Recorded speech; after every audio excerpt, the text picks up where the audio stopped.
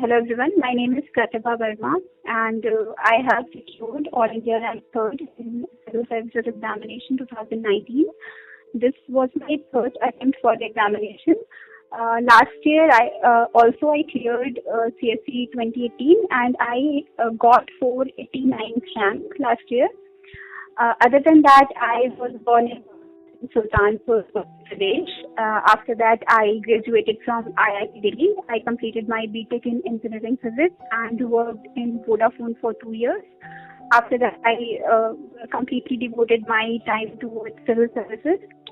मैंने civil services की तैयारी 2016 में शुरू की थी.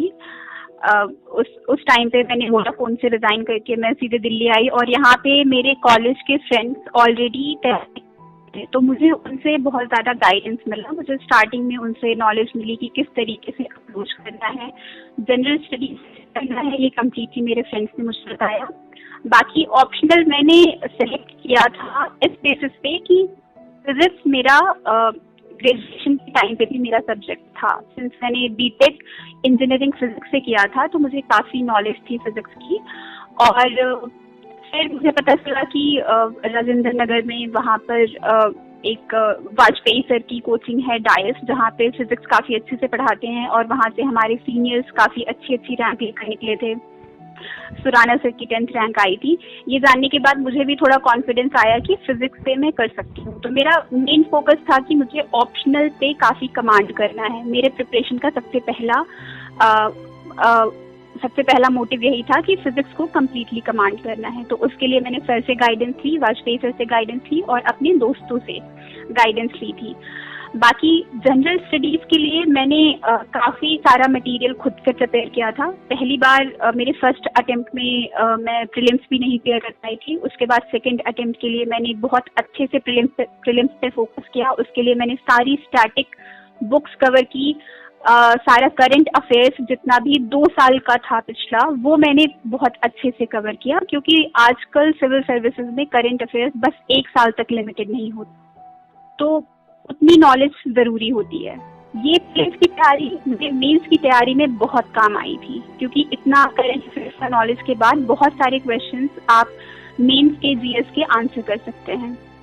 मेरे सेकेंड अटेम्प्ट में मैंने जीएस पे और एसए पे बहुत कम फोकस दिया था. मोस्टली मैं ऑप्शनल पे फोकस दे रही थी, इसलिए मेरे कम मार्क्स आए थे. तो थर्ड अटेम्प्ट के लिए मैंने जीएस और एसए को भी इक्वल प्रायोरिटी दी. जीएस के लिए मैंने प्रीलिम्स से मेंस तक के बीच के जो 4 महीने होते हैं उसमें मैंने बहुत एक्सटेंसिवली नोट्स प्रिपेयर किए हर टॉपिक पर, और उस नोट्स पे मैंने रिवाइज किया और उसी नोट्स को पढ़ के एग्जाम दिए थे, मेरे कम्प्लीटली सेल्फ प्रिपेयर्ड नोट्स पे. और एसए के लिए मैंने टेस्ट सीरीज ज्वाइन की थी और कंटिन्यूसली मैं हर 2 वीक में 2 एसए लिखती थी, जिसकी वजह से मुझे काफ़ी कॉन्फिडेंस आ गया था कि मैं डिसेंट एसए में कर लूँगी. तो वो प्रिपरेशन काफ़ी काम आई. और ऑप्शनल का तो हमेशा से मेरा एक ही था, अपने नोट्स पढ़ने हैं और लास्ट ईयर के क्वेश्चन पेपर सॉल्व करने हैं फिजिक्स ये करके, और बहुत सारी आंसर राइटिंग की प्रैक्टिस करना ज़रूरी होता है फिजिक्स की. उसकी वजह से मेरा फिजिक्स अच्छे से प्रिपेयर हो गया था. फिर बात आती है पर्सनालिटी टेस्ट की, जो कि बहुत ही इम्पोर्टेंट पार्ट है प्रिपरेशन का. मैंने सेकेंड अटेम्प्ट में पर्सनालिटी टेस्ट में 173 स्कोर किया था.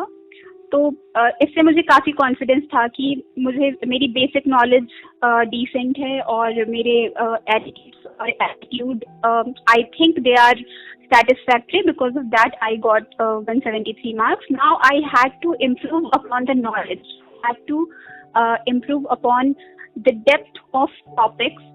इन जो टॉपिक्स में डेप्थ होती है करंट अफेयर्स की, उसको इम्प्रूव करना था. तो उसके लिए मैंने इंटरव्यू के लिए भी जो मैंने मेंस के लिए पढ़ाई की थी वो सब चीज़ें एक बार मैंने रिवाइज की थी. जैसे फॉर एग्जांपल कई बार पॉलिटी के क्वेश्चंस भी इंटरव्यू में पूछते हैं, तो इसके लिए आप लक्ष्मीकांत का बेसिक नॉलेज होना चाहिए. तो एक बार मैंने वो भी देख लिया था. ये सब देखने की वजह से आई थिंक मैं पर्सनालिटी टेस्ट के लिए और कॉन्फिडेंट थी. हालांकि अभी मार्क्स नहीं आए तो मैं कमेंट नहीं कर सकती कि मैंने कितना अच्छा इम्प्रूव किया है. वो मार्क्स आने के बाद ही पता चलेगा कि एग्जैक्टली मेरी स्ट्रैटेजी कितनी काम आई है. पर आई थिंक कुछ एरियाज में मेरी स्ट्रैटेजी ने काफ़ी हेल्प किया है. तो पूरा प्रीलिम्स, मेंस और इंटरव्यू टेस्ट हर किसी को एक कंटिन्यूटी में प्रिपेयर करना चाहिए, क्योंकि जो भी आप प्रीलिम्स में पढ़ते हैं वो आपको इंटरव्यू टेस्ट में भी काम आ सकता है, ये चीज ध्यान रखिए।